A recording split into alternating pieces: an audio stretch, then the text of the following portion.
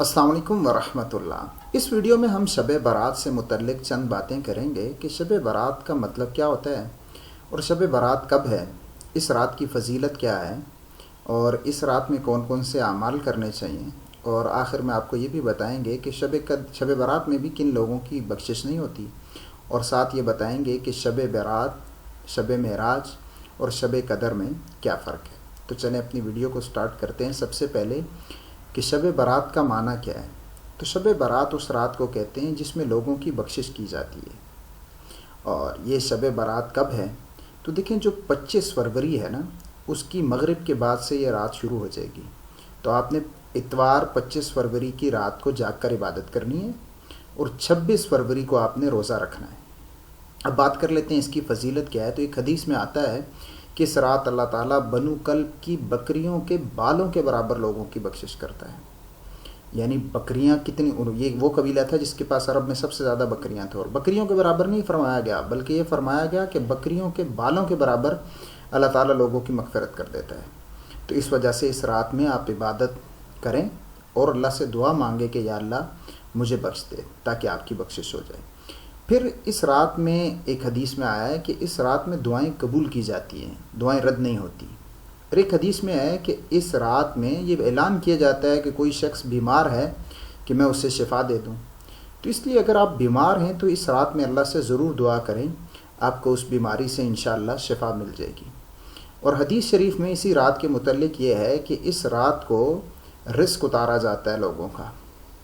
तो इस वजह से अगर आप रिस्क की तंगी में मुब्तला हैं तो भी इस रात में ज़रूर इबादत करके अल्लाह से दुआ मांगें कि या अल्लाह मेरे रिस्क में इजाफ़ा कर दे। और इस रात में सारे साल का जो अमाल का रिकॉर्ड होता है वो अल्लाह ताला की बारगाह में पेश किया जाता है। तो आप इसका इख्तिताम बड़े अच्छे अमाल पर कर सकते हैं इस रात में इबादत करके। इस रात में करना क्या क्या चाहिए, तो हज़रत अली रज़ी अल्लाह ताला अन्हु से मरवी है कि इसकी रात में इबादत करो और इसके दिन में रोज़ा रखो। तो रात को इबादत करें। अब सवाल ये पैदा होता है कौन सी इबादत करें। देखिए, आपको जिस इबादत में सहूलत है, आपको कुरान पाक पढ़ने का ज़ौक़ है, कुरान पाक पढ़ते रहें। ज़िक्रुल्लाह करने का ज़ौक़ है, ज़िक्रुल्लाह करते रहें। आप नवाफिल पढ़ सकते हैं, नवाफिल पढ़ें। कोई और इबादत है जो आपको समझ आती है आप वो करते रहें, तो कोई मसला नहीं।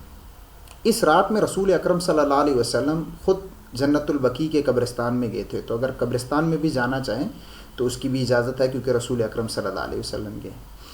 कुछ ख़ास लोगों के मुतल्लिक कहा गया है कि इस रात में भी उनकी बख्शिश नहीं होती, तो उन कामों से बचें और सिद्ध के दिल से उन कामों से तौबा कर लें, तो इंशाअल्लाह फिर उन कामों वालों की भी बख्शिश हो जाएगी। एक तो मुशरिक की बख्शिश नहीं की जाती इस रात में, दूसरा जो अपने मुसलमान भाई से अदावत रखता है उसकी बख्शिश नहीं की जाती, और एक हदीस में है कि जो ज़ानिया औरत होती है उसकी भी इस रात में बख्शिश नहीं की जाती।